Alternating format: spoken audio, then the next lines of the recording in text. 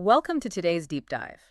I want you to imagine sketching a rough diagram on just a regular bar napkin and then holding it up. Right. Just a physical piece of paper on your desk. Exactly. And then a small robotic arm on your desk instantly projects this, polished 3D render of it right next to your coffee cup. It sounds totally like science fiction, honestly. It really does, but we are pulling from tech showcase reports out of MWC26 in Barcelona to look at exactly that. It's Lenovo's new AI Workmate concept. Yeah, and our mission today is to explore this massive transition we're seeing. We're moving from the digital AI we all know to something called physical AI. Which is wild to think about. So walk us through this Lenovo concept. What are we actually looking at here? Well, it's definitely not just a software update. It's this dedicated, always-on desktop companion. I mean, it manages tasks and syncs emails, sure, but it completely reimagines how you interact with your workspace. Because it actually has a physical presence on your desk. Yeah, exactly. Yeah. It is built with an articulating arm on a rotating base, plus a whole suite of cameras. And it has a face, doesn't it? It does. There's a 3.4-inch LCD screen that acts as its face looking right back at you. That is so interesting. And it also uses a Pico projector. Right, which is basically a microscopic, ultra-low-power laser projector. Yeah, and it beams a secondary interactive screen directly onto the surface of your desk. So you aren't just typing prompts into a window anymore. No, you are interacting with the physical world. You show it something, and those cameras recognize the object and respond in real time. But wait, I have to ask, if this device is constantly watching you sketch and reading your physical notes, I mean, that sounds like a privacy nightmare to me. Oh, absolutely. The first question is always about where that video feed is going. Right, because if it's sitting right on my desk, I don't want it broadcasting my confidential memos to the cloud. Well, the good news is Lenovo's concept avoids the cloud entirely.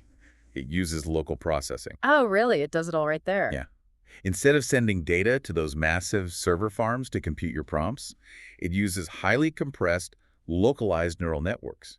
Okay, so it's essentially a miniaturized brain running entirely on the device's own hardware. Exactly. And that means all your sensitive office communications, they just stay securely on your desk. That makes a lot of sense. And that localized processing power is actually what enables the leap to what the reports are calling cobots. Yeah, cobots, collaborative robots. How is that different from, the robots we already have? Well, unlike massive automated machines walled off on a factory floor, cobots are specifically designed to work in close proximity to human employees. So they share the same physical workspace and the same tasks as you. Right. But I know some people might be thinking, if I just put a ChatGPT app on a motorized rotating camera mount, isn't that the exact same thing? Yeah, I was honestly struggling to see how this is revolutionary myself. It comes down to generative AI versus physical AI. Generative AI is, well, it's like a brain in a jar. A brain in a jar. Yeah, it only knows what it reads from existing text, code, or images online. Ah, okay. That makes sense. But physical AI is like giving that brain a nervous system in hands. It can't just scrape the internet to learn how to pick up a slippery glass, Right, because you can't learn physical touch from a text file. Exactly. It uses spatial sensors to understand the real world in real time. It actually generates its own physical training data from scratch. Wow, so it does that through continuous simulation and physical interaction. Yes, it has to learn things like gravity and friction by actually attempting a physical grip. Or I guess figuring out how to navigate its arm around a spilled coffee cup without knocking over your monitor. Which is a very real desk hazard.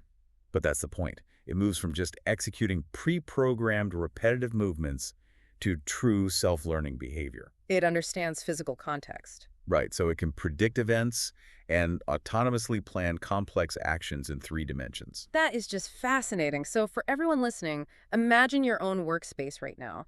The big takeaway here is that your AI is no longer trapped behind a screen. It's out here in the real world with us. Exactly. Whether it's a desk robot organizing your physical notes or maybe a drone analyzing its surroundings to adjust flight paths in real time. Or even a care robot adapting to a patient's physical needs on the fly. Right. These machines are actively learning from our physical reality as it happens. We are basically building machines that observe our physical behaviors in our daily habits directly in real time. Which honestly leaves us with a fascinating and maybe slightly unsettling question to think about. Oh, what's that? Well, as these cobots sit on our desks and learn by watching our real-world habits day in and day out, what unexpected human quirks, or maybe even flaws, are these machines inevitably going to pick up and start mimicking? Ah, that is a very good point. Let's just hope yours doesn't learn how to sigh heavily during your morning meetings.